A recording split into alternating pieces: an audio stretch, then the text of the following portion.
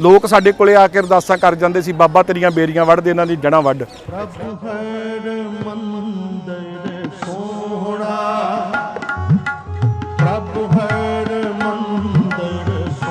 ਇਹ ਚਿੱਟੇ ਰੰਗ ਦਾ ਕੀੜਾ ਜੇ ਤੁਸੀਂ ਦੇਖੋ ਇਹਨੂੰ ਦੱਬ ਕੇ ਤਾਂ ਇਹਦੇ ਚੋਂ ਜਿਵੇਂ ਲਾਲ ਖੂਨ ਵਰਗਾ ਨਿਕਲ ਜਾਂਦਾ ਹੈ।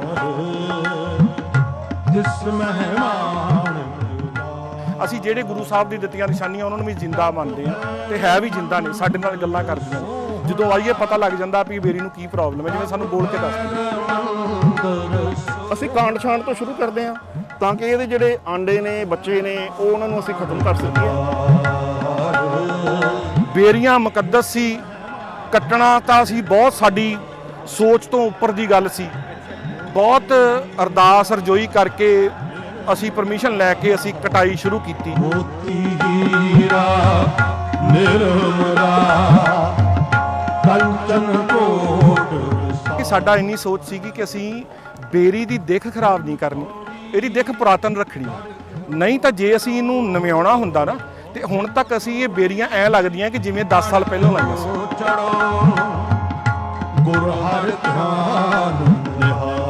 ਕੁਛ 20-25 ਸਾਲ ਪਹਿਲਾਂ ਕਿਸੇ ਏਜੰਸੀ ਨੇ ਇਹਦੀ ਕਾਰਬਨ ਡੇਟਿੰਗ ਕਰਾਈ ਸੀ। ਕਾਰਬਨ ਡੇਟਿੰਗ ਹੁੰਦੀ ਹੈ ਜਿਹਦੇ ਵਿੱਚ ਅਸੀਂ ਬੇਰੀ ਦੀ ਉਮਰ ਜਿਹੜੀ ਆ ਜਾਂ ਕਿਸੇ ਵੀ ਰੁੱਖ ਦੀ ਉਮਰ ਆ ਉਹ ਜੱਜ ਕਰ ਸਕਦੇ ਹਾਂ। ਸੋ ਇਹਦੀ ਉਮਰ ਆਲਮੋਸਟ ਉਸ ਵੇਲੇ 500 ਸਾਲ ਸੀ। ਅੱਜ ਤੋਂ ਇਹ 20-25 ਸਾਲ ਪਹਿਲਾਂ ਦੀ ਗੱਲ ਹੈ, ਅਸੀਂ ਕਿਤਾਬਾਂ 'ਚ ਪੜ੍ਹਦੇ ਹਾਂ।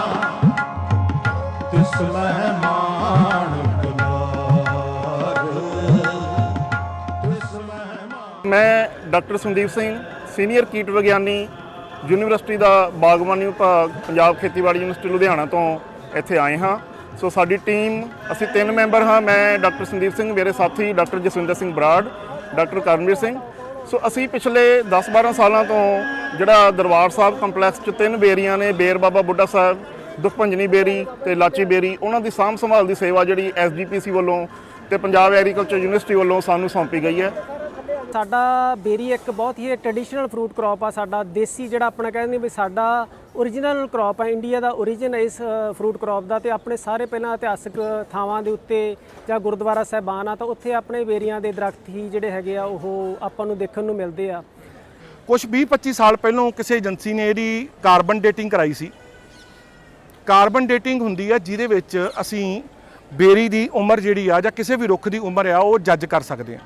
ਸੋ ਇਹਦੀ ਉਮਰ ਆਲਮੋਸਟ ਉਸ ਵੇਲੇ 500 ਸਾਲ ਸੀ। ਅੱਜ ਤੋਂ ਇਹ 20-25 ਸਾਲ ਪਹਿਲਾਂ ਦੀ ਗੱਲ ਹੈ, ਅਸੀਂ ਕਿਤਾਬਾਂ 'ਚ ਪੜ੍ਹਦੇ ਹਾਂ। ਇਸ ਵੇਲੇ ਭਾਰਤ ਦੀ ਸਭ ਤੋਂ ਪੁਰਾਤਨ ਬੇਰੀ ਜਿਹੜੀ ਆ ਬੇਰ ਬਾਬਾ ਬੁੱਢਾ ਸਾਹਿਬ ਆ ਤੇ ਇਹਦੀ ਉਮਰ ਜਿਹੜੀ ਆ ਇਹ ਆਲਮੋਸਟ 500 ਸਾਲ ਤੋਂ ਉੱਤੇ ਆ। ਅਸੀਂ ਜਿਹੜੇ ਗੁਰੂ ਸਾਹਿਬ ਦੀ ਦਿੱਤੀਆਂ ਨਿਸ਼ਾਨੀਆਂ ਉਹਨਾਂ ਨੂੰ ਵੀ ਜਿੰਦਾ ਮੰਨਦੇ ਆ ਤੇ ਹੈ ਵੀ ਜਿੰਦਾ ਨੇ, ਸਾਡੇ ਨਾਲ ਗੱਲਾਂ ਕਰਦੀਆਂ ਨੇ। ਜਦੋਂ ਆਈਏ ਪਤਾ ਲੱਗ ਜਾਂਦਾ ਵੀ ਬੇਰੀ ਨੂੰ ਕੀ ਪ੍ਰੋਬਲਮ ਹੈ, ਜਿਵੇਂ ਸਾਨੂੰ ਬੋਲ ਕੇ ਦੱਸਦੀ ਹੈ। ਸੋ ਅਸੀਂ ਪਿਛਲੇ 10-12 ਸਾਲਾਂ ਤੋਂ ਜਿਹੜਾ ਦਰਬਾਰ ਸਾਹਿਬ ਕੰਪਲੈਕਸ 'ਚ 3 ਬੇਰੀਆਂ ਨੇ, ਬੇਰ ਬਾਬਾ ਬੁੱਢਾ ਸਾਹਿਬ, ਦੁਖਭੰਜਨੀ ਬੇਰੀ ਤੇ ਲਾਚੀ ਬੇਰੀ, ਉਹਨਾਂ ਦੀ ਸਾਂਭ ਸੰਭਾਲ ਦੀ ਸੇਵਾ ਜਿਹੜੀ SGPC ਵੱਲੋਂ ਤੇ ਪੰਜਾਬ ਐਗਰੀਕਲਚਰ ਯੂਨੀਵਰਸਿਟੀ ਵੱਲੋਂ ਸਾਨੂੰ ਸੌਂਪੀ ਗਈ ਹੈ। ਸੋ ਇਹਦੀ ਜਿਹੜੀ ਬੈਕਗਰਾਉਂਡ ਹੈ, ਇਹਦੀ ਬੈਕਗਰਾਉਂਡ ਇਹ ਹੈ ਕਿ ਅੱਜ ਤੋਂ 20 ਸਾਲ ਪਹਿਲਾਂ ਜਿਹੜੀਆਂ ਇਹ 3 ਬੇਰੀਆਂ ਕਾਫੀ ਜ਼ਿਆਦਾ ਸੁੱਕ ਗਈਆਂ ਸਨ ਤੇ SGPC ਨੇ ਸਾਡੀ ਯੂਨੀਵਰਸਿਟੀ ਨਾਲ ਸੰਪਰਕ ਸਾਧਿਆ। ਸੋ ਯੂਨੀਵਰਸਿਟੀ ਵੱਲੋਂ ਸਾਡੀ ਜਿਹੜੀ ਇਹ ਸਾਡੇ ਤੋਂ ਪਹਿਲਾਂ ਵੀ ਕੁਝ ਵਿਗਿਆਨੀ ਆਉਂਦੇ ਰਹੇ ਤੇ ਹੁਣ ਪਿਛਲੇ 10-12 ਸਾਲਾਂ ਤੋਂ ਲਗਾਤਾਰ ਸਾਡੀ ਟੀਮ ਆ ਰਹੀ ਹੈ। 2012 ਦੇ ਵਿੱਚ ਮੇਨ ਜਿਹੜੀ ਸਾਡੀ ਦੁਖਭੰਜਨ ਬੇਰ ਆ ਉਹਦੇ ਨਾਲ ਇੱਕ ਛੋਟਾ ਬੇਰ ਦਾ ਰੁੱਖ ਸੀ ਜਿਹਨੂੰ ਅਕਸਰ ਸੰਗਤਾਂ ਥੱਲੇ ਜਿਹਦੇ ਇਸ਼ਨਾਨ ਕਰਦੀਆਂ ਸੀ। ਉਸ ਬੇਰ ਨੂੰ ਪ੍ਰੋਬਲਮ ਆ ਗਈ। ਜਿਵੇਂ ਗੁਰੂ ਪਾਤਸ਼ਾਹ ਨੇ ਸੇਵਾ ਦੇਣੀ ਸੀਗੀ, ਸਾਨੂੰ ਸ਼ਾਮ ਨੂੰ ਫੋਨ ਆਇਆ ਕਿ ਜੀ ਸਵੇਰੇ ਬੈਲਜੀਅਮ ਤੋਂ ਟੀਮ ਆਈ ਆ, ਕੋਈ ਐਕਸਪਰਟ ਆਇਆ ਤੇ ਉਹ ਬੇਰੀਆਂ ਨੂੰ ਟਰੀਟ ਕਰਨਾ ਚਾਹੁੰਦੇ ਆ। ਤਾਂ ਉਹ ਕਹਿ ਲਓ ਜੀ ਕਿ ਜਿਵੇਂ ਗੁਰੂ ਸਾਹਿਬ ਨੇ ਆਪ ਆਵਾਜ਼ ਮਾਰ ਕੇ ਸੇਵਾ ਦਿੱਤੀ ਵੀ ਨਹੀਂ, ਅਸੀਂ ਸਾਡਾ ਸਿਰਫ ਇੰਨਾ ਸੀ ਵੀ ਅਸੀਂ ਮੂਕ ਦਰਸ਼ਕ ਬਣ ਕੇ ਨਹੀਂ ਜਾਣਾ। ਇੱਕ ਸਿੱਖ ਹੋਣ ਦੇ ਨਾਤੇ ਸਾਡੀ ਸ਼ਰਧਾ ਜੁੜੀ ਸੀ। ਯੂਨੀਵਰਸਿਟੀ ਪੰਜਾਬ ਦੇ ਵਿੱਚ ਇੱਕ ਹੀ ਆ ਖੇਤੀਬਾੜੀ, ਉਹਦੇ ਕਰਕੇ ਪ੍ਰੋਫੈਸ਼ਨਲੀ ਇਨਵੋਲਵ ਸੀਗੇ। ਸ਼੍ਰੋਮਣੀ ਗੁਰਦੁਆਰਾ ਪ੍ਰਬੰਧਕ ਕਮੇਟੀ ਤੇ ਸ੍ਰੀ ਹਰਿਮੰਦਰ ਸਾਹਿਬ ਦੇ ਜਿਹੜੇ ਪ੍ਰਬੰਧਕੀ ਨੇ, ਮੈਂਬਰ ਨੇ ਜਾਂ ਕਹਿ ਲਓ ਆਫੀਸਰ ਨੇ, ਉਹ ਸਾਰੇ ਬੈਠੇ ਸੀਗੇ। ਸੋ ਉਸ ਮੀਟਿੰਗ ਦੇ ਵਿੱਚ ਜਦੋਂ ਵਿਚਾਰ ਤਰਕ ਵਿਤਰਕ ਹੋਇਆ ਤਾਂ ਉਸ ਵੇਲੇ ਕਾਫੀ ਸਾਰੀਆਂ ਗੱਲਾਂ ਜਿਹੜੀਆਂ ਨੇ ਸਾਡੀਆਂ ਉਸ ਵਿਗਿਆਨੀ ਨੇ ਵੀ ਮੰਨੀਆਂ ਵੀ ਸਾਡੇ ਇਲਾਕੇ ਦਾ ਇਹ ਰੁੱਖ ਨਹੀਂਗਾ, ਹੋ ਸਕਦਾ ਇਹ ਚੀਜ਼ਾਂ ਜਿਹੜੀਆਂ ਨੇ ਇਹਨੂੰ ਉਹਨਾਂ ਫਾਇਦਾ ਨਾ ਕਰਨ ਜਾਂ ਮਤਲਬ ਇਹਦਾ ਕੋਈ ਉਹਨਾਂ ਇਫੈਕਟ ਨਾ ਆਵੇ। ਮਤਲਬ ਸਾਰੇ ਪਰਪਸ ਦੇ ਵਿੱਚ ਇਸ 1-1.5 ਘੰਟੇ ਦੀ ਮੀਟਿੰਗ ਦੇ ਵਿੱਚ ਗੁਰੂ ਰਾਮਦਾਸ ਨੇ ਇੰਨੀ ਕੁ ਕਿਰਪਾ ਕੀਤੀ ਕਿ ਇਹ ਸਾਰੀਆਂ ਅਥਾਰਟੀਜ਼ ਜਾਂ ਐਸਜੀਪੀਸੀ ਦੇ ਜਿਹੜੇ ਪ੍ਰਬੰਧਕੀ ਜਿਹੜੇ ਅਫੀਸਰ ਸੀਗੇ ਉਹਨਾਂ ਨੂੰ ਮੈਂ ਕਿਸੇ ਨਾ ਕਿਸੇ ਤਰੀਕੇ ਕਨਵਿੰਸ ਕਰ ਪਾਇਆ। ਸੋ ਅੱਜ ਤੋਂ ਤਕਰੀਬਨ 20-25 ਸਾਲ ਪਹਿਲਾਂ ਆਪਾਂ ਦੇਖਦੇ ਸੀ ਕਿ ਬੇਰੀਆਂ ਦੇ ਵਿੱਚ ਕਾਫੀ ਸੋਕ ਸੀ, ਬੇਰੀਆਂ ਦੀ ਹਾਲਤ ਆ ਜਿਹੜੀ ਉਹ ਖਸਤਾ ਹੋ ਚੁੱਕੀ ਸੀ, ਕਿਉਂਕਿ ਇਹਨੂੰ ਕਈ ਤਰ੍ਹਾਂ ਦੇ ਕੀੜੇ ਮਕੌੜੇ ਬਿਮਾਰੀਆਂ ਲਗਾਤਾਰ ਲੱਗਦੇ ਰਹਿੰਦੇ ਆ। ਸੋ ਉਹਨਾਂ ਕਰਕੇ ਜਿਹੜੀਆਂ ਬੇਰੀਆਂ ਦਾ ਜਿਹੜਾ ਹੈਗਾ ਉਹ ਸੋਕ ਜ਼ਿਆਦਾ ਹੋ ਜਾਂਦੀ ਹੈ ਤੇ ਬੇਰੀਆਂ ਦੀ ਹਾਲਾਤ ਆ ਉਹ ਹੌਲੀ ਹੌਲੀ ਖਰਾਬ ਹੋ ਜਾਂਦੇ ਆ।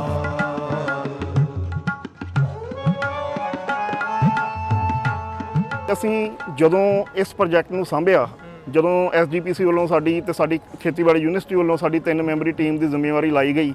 ਸੋ ਜਦੋਂ ਅਸੀਂ ਪਹਿਲਾਂ ਬੇਰੀਆਂ ਦੇਖਣ ਆਏ ਤਾਂ ਇੱਕਦਮ ਸਾਡਾ ਤਰਾਹ ਨਿਕਲਣ ਵਾਲੀ ਗੱਲ ਸੀ, ਕਿਉਂਕਿ ਉਸ ਵੇਲੇ ਕਾਫੀ ਜ਼ਿਆਦਾ ਸੁੱਕੀਆਂ ਹੋਈਆਂ ਸੀ। ਫਿਰ ਚਲੋ ਕੁਝ ਗੁਰੂ ਰਾਮਦਾਸ ਜੀ ਦੀ ਮਿਹਰ ਤੇ ਜੋ ਸਾਨੂੰ ਥੋੜ੍ਹਾ ਬਹੁਤ ਸਾਡੀ ਜ਼ਿੰਦਗੀ ਦਾ, ਆਪਣੇ ਵਿਸ਼ਿਆਂ ਦਾ, ਕੀਟ ਵਿਗਿਆਨ ਦਾ ਤੇ ਮੇਰੇ ਸਾਥੀ ਜਿਹੜੇ ਬਾਗਬਾਨੀ ਨਾਲ ਨੇ, ਸੋ ਅਸੀਂ ਜੋ ਆਪਣਾ ਤਜਰਬਾ ਸੀ ਜ਼ਿੰਦਗੀ ਦਾ ਇਹਦੇ ਵਿੱਚ ਲਾਇਆ। ਔਗਣਵੰਤੀ ਝੂਰ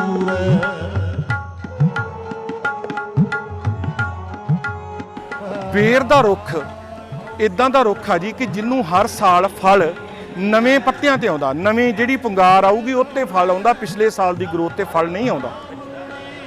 ਹੁਣ ਹੋਇਆ ਕਿ ਸਦੀਆਂ ਤੋਂ ਇਹ ਬੇਰੀਆਂ ਇੱਥੇ ਸਥਾਪਿਤ ਨੇ। ਹਰ ਸਾਲ ਬੇਰੀ ਦਾ ਫਲ ਜੜ ਤੋਂ ਦੂਰ ਹੁੰਦਾ ਗਿਆ, ਜਿਹਦੇ ਕਰਕੇ ਜਿਹੜਾ ਤਣੇ ਥਾਣੀ ਤੱਤ ਆਉਂਦੇ ਨੇ, ਪਾਣੀ ਆਉਂਦਾ ਆ, ਬੂਟੇ ਦਾ ਵਿਕਾਸ ਹੁੰਦਾ ਆ ਜਾਂ ਫਰੂਟ ਦਾ ਸਾਈਜ਼ ਹੁੰਦਾ ਆ, ਉਹ ਸਾਰੀਆਂ ਚੀਜ਼ਾਂ ਜਿਹੜੀਆਂ ਨੇ ਉਹ ਨਿੱਘਰਦੀਆਂ ਗਈਆਂ, ਉਹਦੇ ਚ ਨਿਘਾਰ ਆਉਂਦਾ ਗਿਆ, ਉਹ ਮਾੜੀਆਂ ਹੁੰਦੀਆਂ ਨੇ। ਜੜ ਤੋਂ ਲੈ ਕੇ ਫਲ ਤੱਕ ਦਾ ਫਾਸਲਾ ਬਹੁਤ ਵੱਡਾ ਹੋ ਗਿਆ। ਮੈਂ ਤੁਹਾਨੂੰ ਇਹਦੀ ਥੋੜ੍ਹੀ ਜਿਹੀ ਬੈਕਗਰਾਉਂਡ ਦੱਸਣਾ ਚਾਹਾਂਗਾ ਵੀ ਇਹ ਬੇਰੀਆਂ ਸੁੱਕੀਆਂ ਕਿਉਂ। ਆਪਾਂ ਜਦੋਂ ਦਰਬਾਰ ਸਾਹਿਬ ਕੰਪਲੈਕਸ 'ਚ ਪ੍ਰਸ਼ਾਦ ਲੈਂਦੇ ਆ ਤਾਂ ਸ਼ਰਧਾ ਵਜੋਂ ਆਪਾਂ ਆਪਣੇ ਹੱਥ ਜਿਹੜੇ ਨੇ ਬੇਰੀਏ ਸਾਹਿਬ ਦੀਆਂ ਟਾਹਣੀਆਂ ਨਾਲ ਲਾ ਦਿੰਦੇ ਸੀ। ਸੋ ਉਹ ਜਿਹੜਾ ਜਿਵੇਂ ਆਪਣੇ ਸਰੀਰ ਤੇ ਮੁਸਾਮ ਹੁੰਦੇ ਨੇ, ਉਹ ਜੇ ਉੱਤੇ ਕੁਝ ਲਾ ਦਈਏ ਤਾਂ ਬੰਦ ਹੋ ਜਾਂਦੇ। ਸੋ ਆਪਣੇ ਜਿਹੜੇ ਉਹ ਬੇਰੀਆਂ ਦੇ ਦਰਖਤ ਦੇ ਉੱਤੇ ਕਹਿ ਲਓ ਵੀ ਜੋ ਸਾਹ ਪ੍ਰਣਾਲੀ ਵਾਲਾ ਸਿਸਟਮ ਸੀ, ਉਹ ਪ੍ਰਸ਼ਾਦ ਦੇ ਹੱਥ ਲਾਉਣ ਨਾਲ ਉਹ ਬੰਦ ਹੋ ਗਿਆ। ਬੂਟੇ ਦੇ ਵਿੱਚ ਜਿਹੜਾ ਰਸ ਦਾ ਪ੍ਰਵਾਹ ਸੀ ਉਹ ਘਟ ਗਿਆ, ਬੰਦ ਹੋ ਗਿਆ, ਜਿਹਦੇ ਕਰਕੇ ਟਾਹਣੀਆਂ ਜਿਹੜੀਆਂ ਸੁੱਕ ਗਈਆਂ। ਸੋ ਜਦੋਂ ਟਾਹਣੀਆਂ ਸੁੱਕੀਆਂ, ਉਹਨਾਂ ਦੇ ਉੱਤੇ ਲਾਖ ਦਾ ਕੀੜਾ, ਆਹ ਵਾਲਾ ਜਿਹੜਾ ਤੁਸੀਂ ਦੇਖ ਸਕਦੇ ਹੋ, ਇਹ ਚਿੱਟੇ ਰੰਗ ਦਾ ਕੀੜਾ, ਆਮ ਤੌਰ ਤੇ ਇਹ ਚਿੱਟੇ ਰੰਗ ਦਾ ਕੀੜਾ ਜੇ ਤੁਸੀਂ ਦੇਖੋ ਇਹਨੂੰ ਦੱਬ ਕੇ ਤਾਂ ਇਹਦੇ ਚੋਂ ਜਿਵੇਂ ਲਾਲ ਖੂਨ ਵਰਗਾ ਨਿਕਲ ਜਾਂਦਾ ਹੈ। ਪਿੰਡਾਂ 'ਚ ਕਈ ਵਾਰੀ ਕਹਿ ਦਿੰਦੇ ਵੀ ਬੇਰੀ 'ਚੋਂ ਖੂਨ ਨਿਕਲਿਆ ਆ। ਸੋ ਉਹ ਕੋਈ ਅੰਧ ਭਾਵਨਾ 'ਚ, ਅੰਧ ਵਿਸ਼ਵਾਸ 'ਚ ਜਾਣ ਦੀ ਲੋੜ ਨਹੀਂ।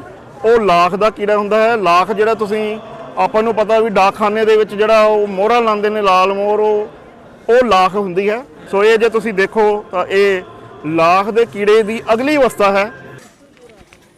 ਸਵੇਰੇ ਆਪਣੇ ਸੰਗਤਾਂ ਜਿਹੜੀਆਂ ਹੈਗੀਆਂ ਦਰਬਾਰ ਸਾਹਿਬ ਦੀ ਸੇਵਾ ਕਰਦੀਆਂ, ਉਹ ਪਾਣੀ ਵੀ ਕਈ ਵਾਰੀ ਜ਼ਿਆਦਾ ਪੈ ਜਾਂਦਾ। ਸੋ ਪਾਣੀ ਵੀ ਜਿਹੜਾ ਹੈਗਾ, ਕਿਉਂਕਿ ਬੇਰ ਆ ਜਿਹੜਾ, ਇਹਨੂੰ ਪਾਣੀ ਦੀ ਜ਼ਰੂਰਤ ਨਹੀਂ ਹੁੰਦੀ।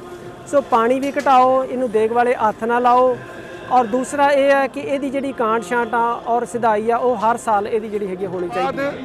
ਜਦੋਂ ਪੁਰਾਣੀ ਲੱਕੜ ਜਿਹੜੀ ਅੰਦਰ ਇਕੱਠੀ ਹੋ ਜਾਂਦੀ ਆ, ਛਾਂ ਹੋਣ ਕਰਕੇ ਉਹਦੇ ਉੱਤੇ ਲਾਖ ਦਾ ਕੀੜਾ, ਉਹਦੇ ਉੱਤੇ ਸਿਉਂਕ, ਉਹਦੇ ਉੱਤੇ ਬਿਮਾਰੀਆਂ, ਇੱਕ ਤਰ੍ਹਾਂ ਦਾ ਇੱਕ ਝਰਮੱਟ ਬਣ ਜਾਂਦਾ ਚੀਜ਼ਾਂ ਦਾ, ਜਿਨ੍ਹਾਂ ਨੂੰ ਅਸੀਂ ਇਕੱਠਾ ਇੱਕਦਮ ਕੰਟਰੋਲ ਨਹੀਂ ਕਰ ਸਕਦੇ। ਓਵਰਆਲ ਇਹ ਕੁਝ ਚੀਜ਼ਾਂ ਸਾਲ ਦਰ ਸਾਲ ਅੰਦਰੋਂ ਬੇਰੀ ਨੂੰ ਖੋਖਲਾ ਕਰੀ ਗਈਆਂ। ਤੇ ਜਦੋਂ ਸਾਨੂੰ ਇਹਦੀ ਸੇਵਾ ਮਿਲੀ 2013 ਦੇ ਵਿੱਚ, 12-13 ਦੀ ਗੱਲ, ਮੈਂ ਸ਼ਾਇਦ 13 ਅਪ੍ਰੈਲ ਦੀ ਗੱਲ ਆ, ਜਦੋਂ ਸਾਨੂੰ ਇਹਦੀ ਸੇਵਾ ਮਿਲੀ ਤੇ ਅਸੀਂ ਗੁਰੂ ਸਾਹਿਬ ਨੂੰ ਅਰਦਾਸ ਕਰਕੇ ਸਿਰਫ ਇੱਕ ਬੇਨਤੀ ਕੀਤੀ ਸੀ ਕਿ ਮੇਰੀ ਪਹਿਲੀ ਬੇਨਤੀ ਗੁਰੂ ਸਾਹਿਬ ਤੁਸੀਂ ਮੰਨ ਲਈ ਆ, ਸਾਨੂੰ ਇਹ ਸੇਵਾ ਦਿੱਤੀ ਆ, ਹੁਣ ਸਮਰੱਥ ਵੀ ਤੁਸੀਂ ਦਿਓ, ਅਕਲ ਵੀ ਤੁਸੀਂ ਦਿਓ ਤੇ ਸਿਰ ਤੇ ਹੱਥ ਵੀ ਤੁਸੀਂ ਰੱਖਿਓ ਵੀ ਜੋ ਅਸੀਂ ਕਰਾਂਗੇ ਆਪਣੀ ਸੂਝ-ਬੂਝ ਮੁਤਾਬਕ, ਜੋ ਤੁਸੀਂ ਅਸੀਂ ਹੁਣ ਤੱਕ ਸਿੱਖਿਆ ਤੁਹਾਡੀ ਕਿਰਪਾ ਨਾਲ ਅਸੀਂ ਉਹਨੂੰ ਅਪਲਾਈ ਕਰ ਸਕੀਏ। ਬੇਰ ਬਾਬਾ ਬੁੱਢਾ ਸਾਹਿਬ ਜਿਹੜੀ ਤਿੰਨਾਂ ਬੇਰੀਆਂ ਦੇ ਵਿੱਚ ਬੇਰ ਬਾਬਾ ਬੁੱਢਾ ਸਾਹਿਬ ਦਾ ਜਿਹੜਾ ਹੈਗਾ ਦੱਖਣੀ ਪਾਸਾ ਹੈ, ਸਰੋਵਰ ਵਾਲਾ ਪਾਸਾ ਜਿਹੜਾ ਹੈਗਾ, ਉੱਥੇ ਥੋੜਾ ਜਿਹਾ ਕਿਉਂਕਿ ਕਈ ਵਾਰੀ ਹੁੰਦੀ ਹੈ ਕਿ ਧੁੱਪ ਤੇ ਸੈੱਲ ਦਾ ਸਵੇਲ ਉਸ ਸਾਈਡ ਤੇ ਜ਼ਿਆਦਾ ਹੁੰਦਾ, ਤਾਂ ਉੱਥੇ ਕੀੜਿਆਂ ਦੀ ਆਮਦ ਜ਼ਿਆਦਾ ਹੁੰਦੀ ਆ। ਬਾਕੀ ਜਿਹੜੀਆਂ ਹੈਗੀਆਂ ਦੋਨਾਂ ਬੇਰੀਆਂ ਨੂੰ ਬੇਰ ਲਾਚੀ ਸਾਹਿਬ ਬੇਰ ਜਿਹੜਾ ਹੈਗਾ ਜਾਂ ਦੁੱਖ ਭੰਜਨੀ ਬੇਰੀ ਆ, ਉਹਨਾਂ ਤੇ ਬਹੁਤ ਘੱਟ ਕੀੜੇ ਮਕੌੜੇ ਤੇ ਬਿਮਾਰੀਆਂ ਹੈ। ਪਰ ਜਿਹੜਾ ਬੇਰ ਬਾਬਾ ਬੁੱਢਾ ਸਾਹਿਬ ਆ, ਉਹਦੇ ਸਿਰਫ ਇੱਕ ਪਾਸੇ ਤੇ ਜ਼ਿਆਦਾ ਸਾਨੂੰ ਹਰ ਵਾਰ ਉਹਦੀ ਧਿਆਨ ਰੱਖਣਾ ਪੈਂਦਾ, ਉਹਦੀ ਕਟਾਈ ਵੀ ਥੋੜੀ ਜ਼ਿਆਦਾ ਕਰਨੀ ਪੈਂਦੀ ਹੈ ਔਰ ਉਹਦੀ ਜਿਹੜੀ ਮੈਨੇਜਮੈਂਟ ਆ ਉਹ ਸਾਨੂੰ ਚੰਗੀ ਤਰ੍ਹਾਂ ਕਰਨੀ ਪੈਂਦੀ ਹੈ। ਜੇ ਮੈਂ ਕੀੜਿਆਂ ਦੀ ਗੱਲ ਕਰਾਂ ਤਿੰਨਾਂ ਬੇਰੀਆਂ ਦੇ ਉੱਤੇ, ਤਾਂ ਸਭ ਤੋਂ ਜ਼ਿਆਦਾ ਕੀੜਾ ਜਿਹੜਾ ਬੇਰ ਬਾਬਾ ਬੁੱਢਾ ਸਾਹਿਬ ਤੇ ਆਉਂਦਾ, ਮੁੱਖ ਤੌਰ ਤੇ ਇਹਦੇ 'ਚ ਜਦੋਂ ਸਾਡੀ ਟੀਮ ਨੇ ਕੰਮ ਕਰਨਾ ਸ਼ੁਰੂ ਕੀਤਾ ਸੀ ਉਦੋਂ ਇਹਦੇ ਤੇ ਮਾਈਟ ਆਉਂਦੀ ਸੀ। ਮਾਈਟ ਕੀੜਿਆਂ ਦੀ ਸ਼੍ਰੇਣੀ 'ਚ ਨਹੀਂ ਆਉਂਦੀ, ਉਹਨੂੰ ਭੂਰੀ ਜੂੰ ਕਹਿ ਦਿੰਦੇ ਆ। ਮਾਈਟ ਦਾ ਵੀ ਹਮਲਾ ਇਦਾਂ ਹੀ ਹੁੰਦਾ, ਇਦਾਂ ਹੀ ਪਪੜੀਆਂ ਬਣ ਜਾਂਦੀਆਂ। ਪਰ ਜਿਹੜਾ ਮਾਈਟ ਦੇ ਨਾਲੋਂ ਆ ਜਿਹੜਾ ਲਾਖ ਦਾ ਕੀੜਾ ਇਹ ਜ਼ਿਆਦਾ ਖਤਰਨਾਕ ਹੈ। ਸੋ ਜਿਹੜਾ ਸਤੰਬਰ ਦਾ ਮਹੀਨਾ ਇਹਦੇ ਵਾਧੇ ਲਈ ਜੋ ਇਸ ਵੇਲੇ ਨਮੀ ਚੱਲ ਰਹੀ ਹੈ, ਵਾਤਾਵਰਣ 'ਚ ਪੂਰੀ ਨਮੀ ਹੈ। ਦੂਸਰਾ ਜਿਹੜਾ ਸਰੋਵਰ ਨੇੜੇ ਹੋਣ ਕਰਕੇ ਉਹਦਾ ਵੀ ਇਹਦੇ ਤੇ ਅਸਰ ਰਹਿੰਦਾ ਹੈ। ਸੋ ਇਹ ਜਿਹੜਾ ਲਾਖ ਦਾ ਕੀੜਾ ਇਸ ਵੇਲੇ ਤੁਸੀਂ ਦੇਖ ਸਕਦੇ ਹੋ ਵੀ ਇਹਨਾਂ ਦੀ ਜਿਹੜੀ ਬੱਚਿਆਂ ਦੀ ਅਵਸਥਾ ਹੈ। ਸੋ ਅੱਜ ਅਸੀਂ ਇਹਦੀ ਚੰਗੀ ਤਰ੍ਹਾਂ ਰੋਕਥਾਮ ਕਰਕੇ ਸ਼ੁਰੂਆਤ ਜਿਹੜੀ ਹੁੰਦੀ ਤੁਸੀਂ ਦੇਖ ਰਹੇ ਹੋ, ਅਸੀਂ ਕਾਂਡ ਛਾਂਡ ਤੋਂ ਸ਼ੁਰੂ ਕਰਦੇ ਹਾਂ ਤਾਂ ਕਿ ਇਹਦੇ ਜਿਹੜੇ ਆਂਡੇ ਨੇ, ਬੱਚੇ ਨੇ, ਉਹ ਉਹਨਾਂ ਨੂੰ ਅਸੀਂ ਖਤਮ ਕਰ ਸਕੀਏ। ਉਸ ਤੋਂ ਬਾਅਦ ਅਸੀਂ ਨਿੰਮ ਦੀਆਂ ਦਵਾਈਆਂ ਜਿਹੜੀਆਂ ਨੇ ਆਪ ਆਪਣੀ ਯੂਨੀਵਰਸਿਟੀ 'ਚ ਬਣਾਉਂਦੇ ਹਾਂ। ਨਿੰਮ ਦੀ ਦਵਾਈ ਦੇ ਨਾਲ ਇਹਦੇ ਤੇ ਸਪਰੇਅ ਕਰਦੇ ਹਾਂ ਤਾਂ ਕਿ ਸਰੋਵਰ ਦੇ ਉੱਤੇ ਕੋਈ ਉਹਦਾ ਅੰਦਰ ਮੱਛੀਆਂ ਨੇ ਤੇ ਵਾਤਾਵਰਣ ਜਿਹੜਾ ਇੱਥੋਂ ਦਾ ਪਵਿੱਤਰ ਵਾਤਾਵਰਣ ਆ ਉਹ ਜਿਹੜਾ ਦੂਸ਼ਿਤ ਨਾ ਹੋਵੇ। ਸਾਡੇ ਇੱਥੇ 3 ਮਸਲੇ ਸੀ। ਪਹਿਲਾ ਮਸਲਾ ਸੀ ਬਹੁਤ ਸਾਰੀ ਸੋਕ ਦਾ ਇਕੱਠਾ ਹੋਣਾ।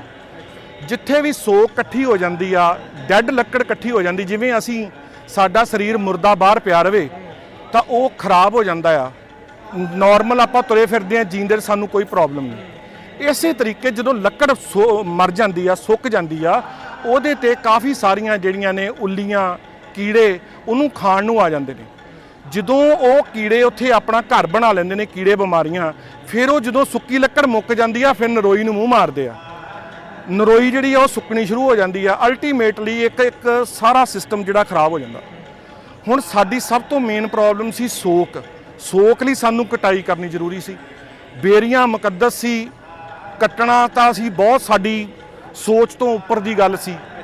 ਬਹੁਤ ਅਰਦਾਸ ਰਜੋਈ ਕਰਕੇ ਅਸੀਂ ਪਰਮਿਸ਼ਨ ਲੈ ਕੇ ਅਸੀਂ ਕਟਾਈ ਸ਼ੁਰੂ ਕੀਤੀ।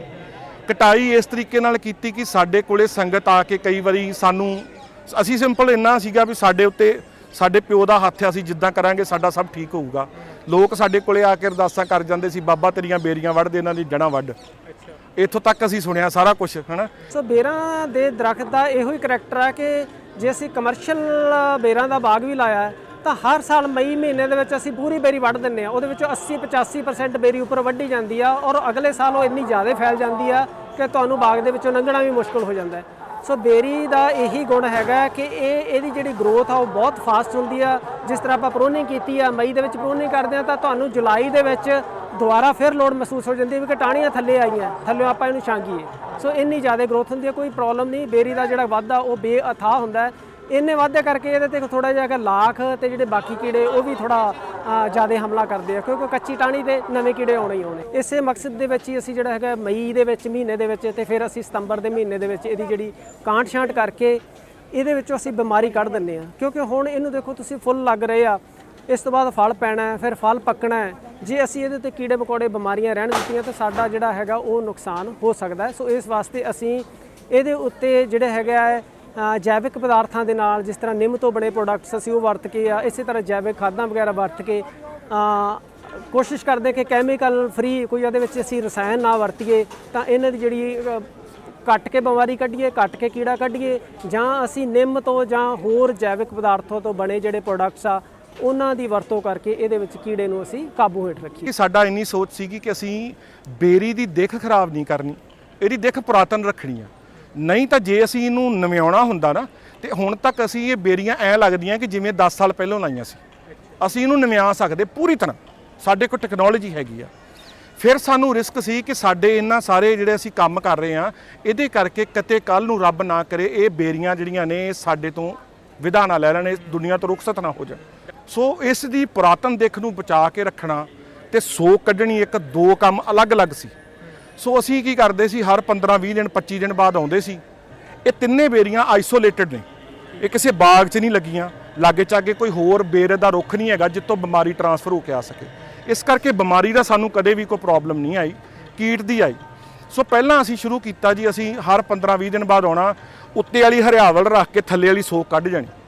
ਕਰਦਿਆਂ 2 ਸਾਲ ਦੇ ਵਿੱਚ ਗੁਰੂ ਰਾਮਦਾਸ ਨੇ ਇੰਨੀ ਕੁ ਕਿਰਪਾ ਕੀਤੀ ਵੀ ਜਦੋਂ ਅਸੀਂ ਸੋਕ ਕੱਢਤੀ, ਅਸੀਂ ਜਿਹੜਾ ਸਭ ਤੋਂ ਸੇਫ ਕੈਮੀਕਲ ਹੁੰਦੇ ਆ ਜਿਨ੍ਹਾਂ 'ਚ ਨਿੰਮ ਹੋ ਜਾਂਦੀ ਆ ਜਾਂ ਬਹੁਤ ਜਿਹੜੇ ਕੈਮੀਕਲ ਨੇ ਜਿਹੜੇ ਬਹੁਤ ਜਲਦੀ ਮਿੱਟੀ 'ਚ ਨਿਊਟਰਲਾਈਜ਼ ਹੋ ਜਾਂਦੇ ਆ, ਅਸੀਂ ਉਹਨਾਂ ਕੈਮੀਕਲ ਦੇ ਨਾਲ ਇਹਨਾਂ ਨੂੰ ਸਟਰਲਾਈਜ਼ ਕੀਤਾ। ਜੇ ਸਾਨੂੰ ਕਦੇ ਕੋਈ ਦਵਾਈ ਇਦਾਂ ਦੀ ਪਾਉਣੀ ਪਈ ਵੀ ਜਿਹੜੀ ਜ਼ਹਿਰੀਲੀ ਕੈਟੇਗਰੀ 'ਚ ਆਉਂਦੀ ਆ, ਹਾਲਾਂਕਿ ਜ਼ਹਿਰੀਲੀ ਨਹੀਂ ਹੁੰਦੀ, ਜ਼ਹਿਰੀਲੀ ਕੈਟਾਗਰੀ 'ਚ ਆਉਂਦੀ ਆ ਤੇ ਅਸੀਂ ਬੇਰੀ ਨੂੰ ਪੂਰੀ ਤਰ੍ਹਾਂ ਲਿਫਾਫੇ ਨਾਲ ਆਈਸੋਲੇਟ ਕਰਕੇ ਉਹਦੇ ਤਣੇ ਨੂੰ ਸਿਰਫ ਨਵਾਇਆ ਜਾਂ ਜੜ੍ਹਾਂ 'ਚ ਪਾਇਆ ਤਾਂ ਕਿ ਜਿੱਥੇ ਸਾਡਾ ਹੱਥ ਨਹੀਂ ਪਹੁੰਚਦਾ, ਜਿੱਥੇ ਸਾਡੀ ਦਵਾਈ ਨਹੀਂ ਪਹੁੰਚਦੀ, ਉੱਥੇ ਇਹ ਥੋੜਾ ਜਿਹਾ ਜ਼ਹਿਰੀ ਮਾਦਾ ਜਾ ਕੇ ਉਸ ਚੀਜ਼ ਨੂੰ ਖਤਮ ਕਰਦਾ। ਉਸ ਤੋਂ ਇਲਾਵਾ ਅਸੀਂ ਇਹਦੀ ਹਰ ਸਾਲ ਕਟਾਈ ਜਿਹੜੀ ਆ ਸੁਨਿਸ਼ਚਿਤ ਕੀਤੀ ਵੀ ਹਰ ਸਾਲ ਇਹਨੂੰ ਮਈ ਦੇ ਮਹੀਨੇ 'ਚ ਕੱਟਣਾ। ਮਈ ਦੇ ਮਹੀਨੇ 'ਚ ਕੱਟਣਾ ਕੀ ਆ, ਪੁਰਾਣੀ ਜਿਹੜੀ ਡੈੱਡ ਵੁੱਡ ਆ, ਡਿਜ਼ੀਜ਼ਡ ਵੁੱਡ ਆ, ਨਿਕਲਦੀ ਜਾਂਦੀ ਆ ਤੇ ਨਰੋਈ ਲੱਕੜ ਨੂੰ ਆਉਣ ਦਾ ਟਾਈਮ ਮਿਲਦਾ ਜਾਂਦਾ। ਤੀਜੀ ਚੀਜ਼, ਜਿਹੜੀ ਬੇਰੀ ਦਾ ਤਣਾ ਜਿਹੜਾ ਉੱਪਰੋਂ ਕੈਨਪੀ ਕਹਿ ਲਓ ਜਾਂ ਉਹਨੂੰ ਛਤਰੀ ਕਹਿ ਦਿੰਦੇ ਆ ਪੰਜਾਬੀ 'ਚ, ਉਹ ਜਦੋਂ ਬਹੁਤ ਸੰਘਣੀ ਹੋ ਜਾਂਦੀ ਆ, ਧੁੱਪ ਤੇ ਹਵਾ ਦਾ ਅੰਦਰ ਆਉਣਾ ਬੰਦ ਹੋ ਜਾਂਦਾ, ਜਿਹਦੇ ਕਰਕੇ ਬਿਮਾਰੀਆਂ, ਕੀੜੇ ਅੰਦਰ ਘਰ ਕਰ ਲੈਂਦੇ ਆ। ਅਸੀਂ ਹਰ ਵਾਰੀ ਕਟਾਈ ਕਰਕੇ ਜਾਂਦੇ ਆ ਤੇ ਅਸੀਂ ਵਿੱਚ ਸੁਰਾਖ ਕਰ ਜਾਂਦੇ ਆ, ਜਿਵੇਂ ਘਰਾਂ ਦੇ ਵਿੱਚ ਰੋਸ਼ਨਦਾਨ ਹੁੰਦੇ ਆ, ਔਰ ਰੋਸ਼ਨਦਾਨ ਵਾਂਗੂ ਅਸੀਂ ਸੁਰਾਖ ਕਰ ਜਾਂਦੇ ਆ ਕਿ ਧੁੱਪ ਦੀ ਤੇ ਹਵਾ ਦੀ ਨਿਕਾਸੀ ਜਿਹੜੀ ਆ ਚੱਲਦੀ ਰਵੇ ਤੇ ਅੰਦਰੋਂ ਤੱਕ ਗਰੋਥ ਆਉਂਦੀ ਰਵੇ ਬੂਟੇ ਦੀ। ਪ੍ਰਭ ਹਰ ਮੰਦਰ ਸੋਹਣਾ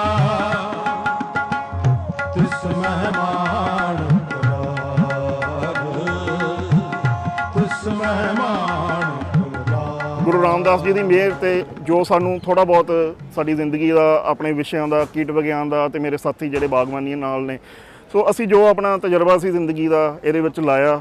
ਸੋ 2015 ਦੇ ਵਿੱਚ ਜਿਹੜਾ ਇਹਨੂੰ ਬੜੇ ਸਾਲਾਂ ਬਾਅਦ ਬਹੁਤ ਹੀ ਭਰਵਾਂ ਫਰੂਟ ਤਿੰਨਾਂ ਬੇਰੀਆਂ ਨੂੰ ਜਿਹੜਾ ਆਇਆ ਕਿ ਜਿਹਦੇ ਨਾਲ ਸਾਡਾ ਵੀ ਮਨ ਵੀ ਖੁਸ਼ ਹੋਇਆ।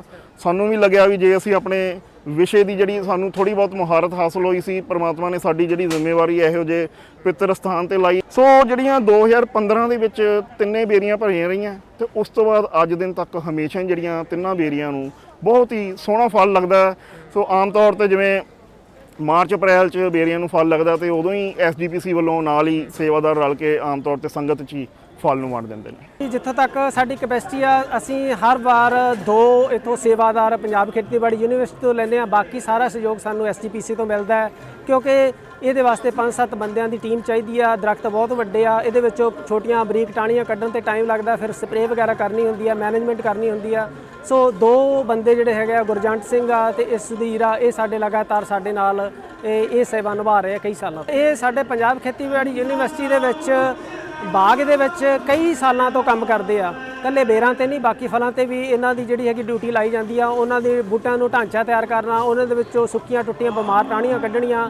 ਸੋ ਇਹਨਾਂ ਦਾ ਬਹੁਤ ਨਿੱਜੀ ਤਜਰਬਾ ਹੈ। ਇਹਨਾਂ ਦੇ ਵਿੱਚ ਜਿਹੜਾ ਹੈਗਾ ਕੋਈ ਉਹ ਨਹੀਂ ਹੈਗਾ ਕਿ ਇਹ ਬਿਲਕੁਲ ਜਿਹੜਾ ਹੈਗਾ ਉਹ ਜਾਣਕਾਰੀ ਰੱਖਦੇ ਆ ਇਸ ਮਾਮਲੇ ਦੇ ਵਿੱਚ, ਬਿਲਕੁਲ ਪ੍ਰਤੱਖ ਆ। ਬਾਕੀ ਅਸੀਂ ਜੋ ਉਹਨੂੰ ਡਾਇਰੈਕਸ਼ਨ ਦਿੰਦੇ ਆ ਕਿ ਜਿੰਨੀ ਕੁ ਕਟਾਈ ਕਰਨ ਦੀ ਲੋੜ ਆ ਜਾਂ ਸਪਰੇਅ ਕਰਕੇ ਆਪਾਂ ਕਰਨਾ ਹੈ। ਸੋ ਇਹਨੂੰ ਇੱਕ ਸਰਵਪੱਖੀ ਤਰੀਕੇ ਦੇ ਨਾਲ ਅਸੀਂ ਕੋਸ਼ਿਸ਼ ਕਰਦੇ ਹਾਂ ਕਿ ਸਰਵਪੱਖੀ ਤਰੀਕੇ ਦੇ ਨਾਲ ਇਹਦੇ ਨੂੰ ਕਾਬੂ ਹੇਠ ਰੱਖਿਆ ਜਾਵੇ। ਸੋ ਇਹਨਾਂ ਦਾ ਵੀ ਜਿਹੜਾ ਸਟਾਫ ਹੈ ਪਲੱਸ ਲੋਕ ਹੋਰ ਜਿਹੜੇ ਨਾਲ ਸੰਗਤ ਹੈ ਉਹ ਵੀ ਆਪਣੇ ਆਪ ਮੁਹਾਰੇ ਨਾਲ ਜੁੜ ਕੇ ਤੇ ਬਹੁਤ ਸਾਰਿਆਂ ਦੇ ਸੰਗਤ ਦੇ ਸਹਿਯੋਗ ਨਾਲ ਇਹਨਾਂ ਦਾ ਆਪਣਾ ਜਿਹੜਾ ਮੈਨੇਜਰ ਸਾਹਿਬ, ਉਹਨਾਂ ਦਾ ਸਟਾਫ, ਸੋ ਇਹਨਾਂ ਦਾ ਵੀ ਅਸੀਂ ਪੰਜਾਬ ਖੇਤੀਬਾੜੀ ਯੂਨੀਵਰਸਿਟੀ ਲੁਧਿਆਣਾ ਵੱਲੋਂ SGPC ਦੇ ਪ੍ਰਧਾਨ ਸਕੱਤਰ ਸਾਹਿਬ ਤੇ ਉਹਨਾਂ ਦਾ ਸਮੂਹ ਮੈਨੇਜਰ ਸਾਹਿਬ ਦਰਬਾਰ ਸਾਹਿਬ ਕੰਪਲੈਕਸ ਦੇ, ਉਹਨਾਂ ਦਾ ਵੀ ਅਸੀਂ ਬੜੇ ਧੰਨਵਾਦੀ ਹਾਂ। ਜੋ ਅਸੀਂ ਉਹਨਾਂ ਨੂੰ ਜਦੋਂ 6 ਮਹੀਨੇ ਪਹਿਲਾਂ ਜਦੋਂ ਅਸੀਂ ਇੱਥੇ ਆਏ ਉਦੋਂ ਅਸੀਂ ਮੈਨੇਜਰ ਸਾਹਿਬ ਨੂੰ ਬੇਨਤੀ ਕਰਕੇ ਗਏ ਸੀ ਵੀ ਆਪਾਂ ਇੱਥੇ ਜੰਗਲਾ ਜਿਹੜਾ ਵਾ ਹੋਰ ਚੰਗੀ ਤਰ੍ਹਾਂ ਲਾਈਏ, ਵਿੱਚ ਸ਼ੀਸ਼ਾ ਵੀ ਲਵਾਇਆ ਗਿਆ। ਸੋ ਜੋ ਸਾਡੀ ਟੀਮ ਇਹਨਾਂ ਨੂੰ ਸਲਾਹ ਮਸ਼ਵਰਾ ਦੇ ਕੇ ਜਾਂਦੀ ਹੈ, ਬੇਨਤੀ ਕਰਦੀ ਹੈ, ਉਹਨਾਂ ਨੂੰ ਨਾਲੋਂ ਨਾਲ ਹੀ ਉਹ ਇੰਪਲੀਮੈਂਟ ਕਰਦੇ ਨੇ।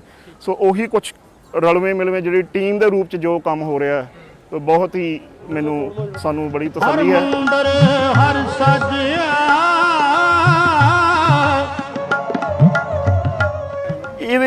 ਮੇਰੇ ਕੋਲ ਸ਼ਬਦ ਨਹੀਂ ਹੈਗੇ ਇਸ ਚੀਜ਼ ਨੂੰ ਬਿਆਨ ਕਰਨ ਨੂੰ।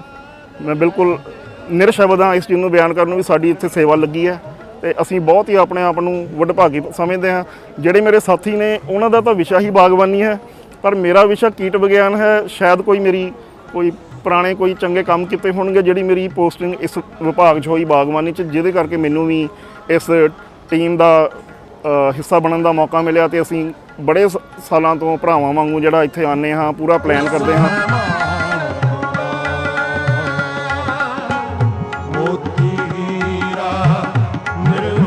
ਕੰਮ ਬਹੁਤ ਔਖਾ ਸੀਗਾ ਜੀ, ਬਸ ਇੱਕ ਸ਼ਰਧਾ ਸੀ, ਅਥਾਹ ਸ਼ਰਧਾ ਸੀ, ਗੁਰੂ ਸਾਹਿਬ ਤੇ ਵਿਸ਼ਵਾਸ ਸੀਗਾ ਕਿ ਸਾਡੀ ਮੈਨੂੰ ਪਰਸਨਲੀ, ਕਿਉਂਕਿ ਮੈਂ ਬੇਰਾਂ ਤੇ ਕੰਮ ਕਰਦਾ ਸੀ, ਸਭ ਤੋਂ ਪਹਿਲਾਂ ਮੈਨੂੰ ਹੀ ਅਪਰੋਚ ਕੀਤਾ ਗਿਆ, ਸਾਰਾ ਕੁਝ ਅਸੀਂ ਕੀਤਾ। ਫਿਰ ਮੇਰੀ ਟੀਮ ਅਸੀਂ ਬਹਿ ਕੇ ਟੀਮ ਬਣਾਈ, ਫਿਰ ਉਹ ਟੀਮ ਦਾ ਜ਼ਿੰਮੇਵਾਰੀ ਵੰਡੀ ਗਈ, ਸ਼ਾਬਾਸ਼ੀ ਵੀ ਵੰਡੀ ਗਈ। ਰੱਬ ਨਾ ਕਰਦਾ ਜੇ ਕੁਝ ਮਾੜਾ ਹੁੰਦਾ ਤੇ ਉਹ ਵੀ ਚੀਜ਼ ਅਸੀਂ ਵੰਡ ਕੇ ਸਾਰੇ ਸੱਜਣ ਤਿੰਨੇ ਸਾਡੀ ਤਾਂ ਅਸੀਂ ਤੇ ਬਹੁਤ ਰੱਬ ਦੇ ਸ਼ੁਕਰਗੁਜ਼ਾਰ ਹੈ ਕਿ ਸਾਨੂੰ ਇਹ ਸੇਵਾ ਮਿਲੀ। ਪ੍ਰਭ ਹਰ ਮੰਦਰ ਸੋਹਣਾ, ਪ੍ਰਭ ਹਰ ਮੰਦਰ ਸੋਹਣਾ, ਤਿਸ ਮਹਿਮਾਨ ਤਿਸ ਮਹਿਮਾਨ ਤਿਸ ਮਹਿਮਾਨ ਤਿਸ ਮਹਿਮਾਨ